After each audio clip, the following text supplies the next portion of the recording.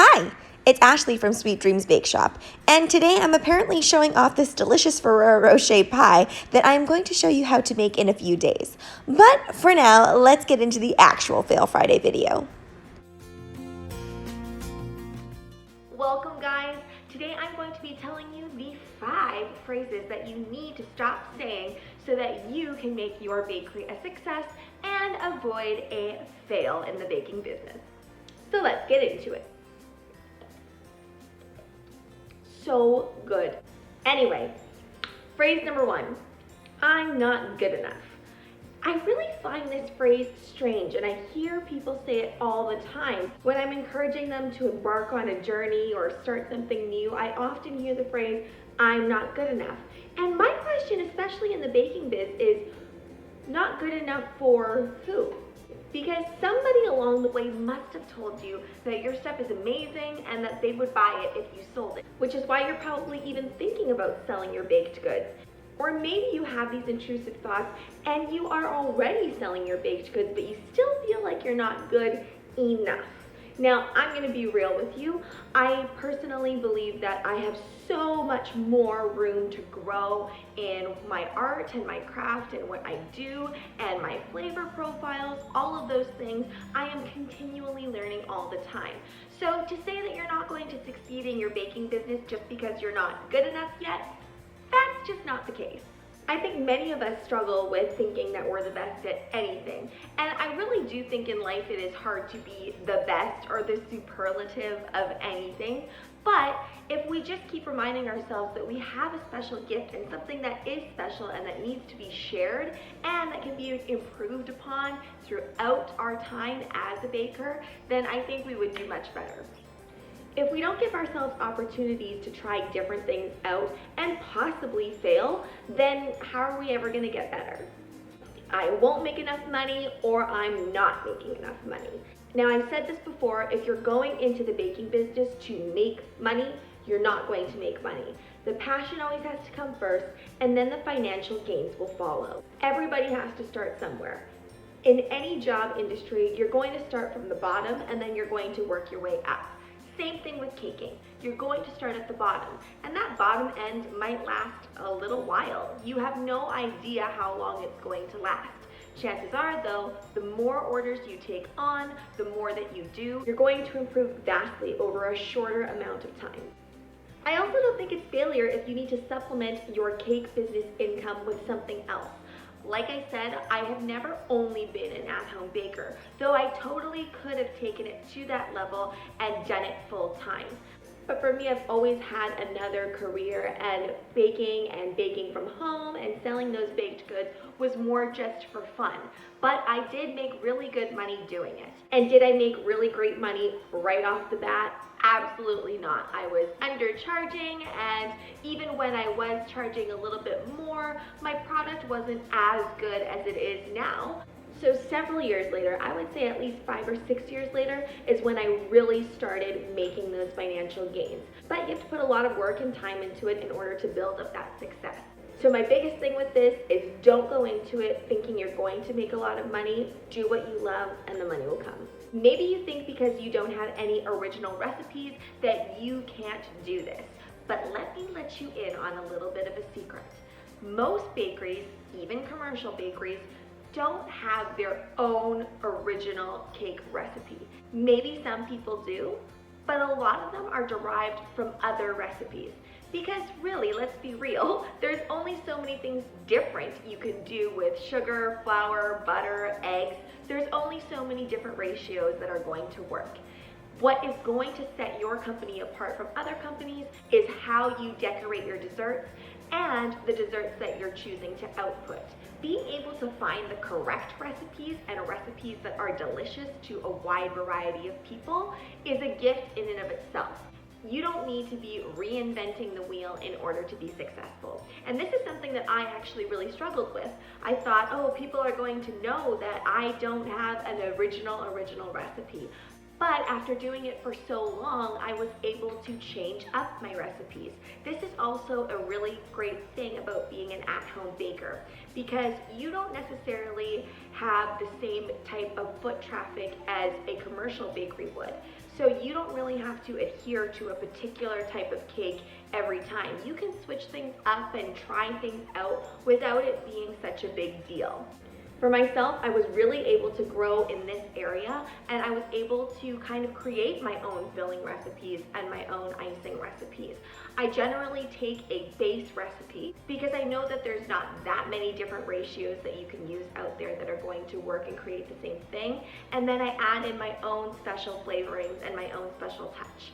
And people came to me because they liked the way that I decorated cakes and I decorated cookies. But not only that, I also sold some other things as well, and they just liked the way that I did them. So you don't have to reinvent the wheel, and you don't have to let this hold you back. There's too much competition. I've said this before, so I'm going to keep this really brief. Competition is great. That means that there's enough of a market in your area where people are buying specialty cakes. I mean, cakes and cookies are a luxury item. Not a lot of areas necessarily will have a lot of clientele for that. You're lucky if you live in an area where there are a lot of cake shops that are able to do well, because that means that the customer base is there. Look at YouTube, for example. It is saturated in so many different pockets. There are lots of lifestyle channels, cooking and baking channels, gaming channels, and there's always brand new ones cropping up every single day. And yet, they still gain a substantial amount of subscribers. Yes, you have bigger YouTubers, just like yes, you're gonna have bigger bakeries and bakeries that can take on more customer orders. But it doesn't mean that that smaller subscriber count or that smaller customer base is any less valuable. Right? You want people that are ordering from you on a regular basis, and who cares if you have 1,000 customers or 100 customers? As long as they're loyal and good quality customers, that's all you really need. This is another way that I look at this so that I feel good about the competition around me. You know when you're craving a hamburger, but you don't necessarily want a hamburger from restaurant A, you're craving the hamburger from restaurant B, but then in a couple days you're craving the hamburger from restaurant A again? Everybody wants variety in their life. So just because there's other cake and cookie shops out there doesn't mean that you're not going to succeed. And the final thing that you should stop saying to yourself, what if I fail? This is the great thing about being an at-home baker. There is no such thing as failure. Honestly, there really isn't. You can have a cake fail every now and then, or a baking fail every now and then, but who doesn't make mistakes? We all make mistakes in all facets of our lives. When you're working from home and you're baking from home, you just need to handle the issues as they come and do better next time. You're not paying an exorbitant amount of rent. That is the number one thing that sets us apart from actual storefronts. Storefronts pay upwards of $10,000 in rent sometimes a month. We don't pay anything, maybe just the mortgage on your house. Maybe you pay your housing rent, but you would have paid that regardless if you had an at-home bakery or not. And what's great about this too is that you can take breaks. You can take mental breaks from your at-home baking business and say, I'm not accepting any orders for the month of June or whatever. I took lots of different breaks for many different reasons. Having my children, just being too busy in the school year for me to upkeep orders at that time, and then I would just be like, I'm back. And as soon as I said I'm back on my social media, I was getting a ton of orders. It's not like once you shut your doors, you're closing the doors forever. You shut your doors for a little bit and then you can jump right back in. So there is no such thing as failure.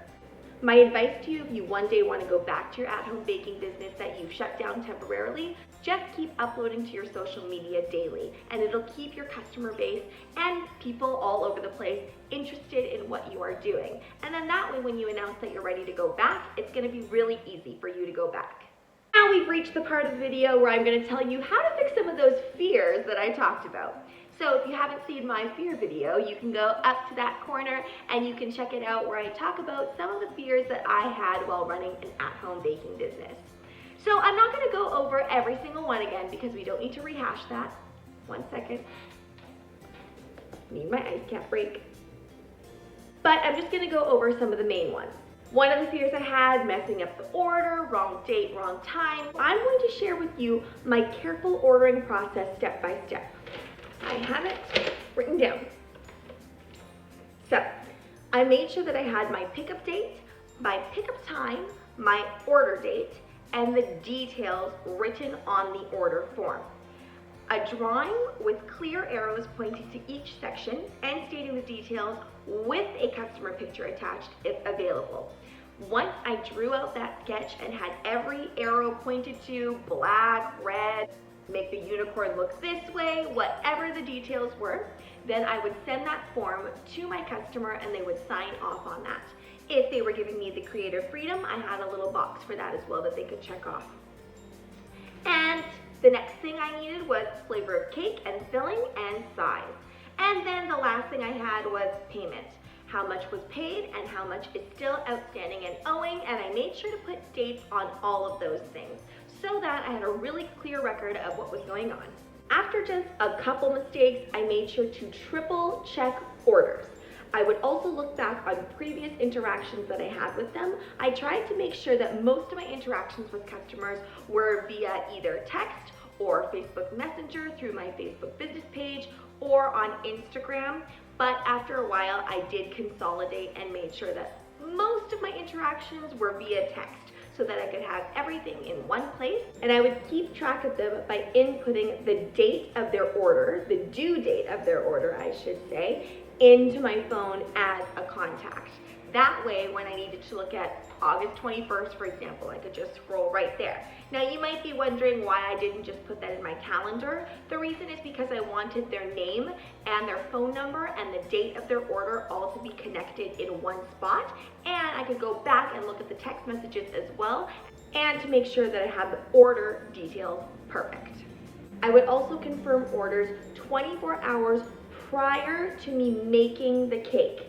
This is important, because you do not want to waste your time, your ingredients, and your money on something that maybe at the last minute they've decided they don't want. That 24-hour confirmation also is kind of stating, I'm going to be making your cake soon. You cannot back out of your order now. Basically, it's a one last out. I know I keep saying it as if customers actually canceled like that all the time. They didn't. It was just an extra buffer and to ease some of my fears. The ant infestation here in the pastry fear, pretty easy to fix. Clean everything right away. Overnight baking fails. This is the final fear that I am going to talk about how I fixed it or how I prevent that fear from taking over. Keeping my finished orders in a temperature-controlled room. I'm going to further elaborate upon how you can make your cakes in advance and avoid a cake fail, but that will be in a different video. For now, you can watch this video about making smash cakes in advance. I want all of you at-home bakers out there to be super successful in whatever you choose to do, in whatever you're choosing to sell, and the amazing things that you're going to make for the community around you. So I hope this video helps you avoid a baking business fail, which Thanks so much for watching, guys. Don't forget to like, share, and subscribe so you can be part of the Sweetie fam. Right now, I'm uploading daily, so make sure you hit that notification bell so you know when I upload. Tomorrow, I'm going to have some Father's Day special stuff going up. So make sure that you stick around and watch for that video. Also, be sure to comment, request, or ask a question. I really love hearing from you guys. And please submit your baking fails so that I can fix your fail by next Friday. Bye!